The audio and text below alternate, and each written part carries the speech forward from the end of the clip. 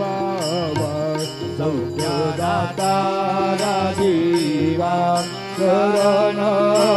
भूपद पावया भय निवारी आरती साई बाबा माधानी द्रव्य ठेवा चरण सेवा मागणी आता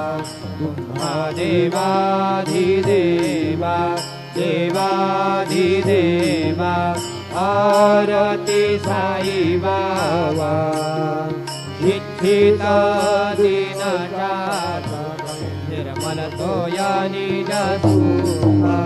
पादावे माधवाया सांभाळ आपुले भाग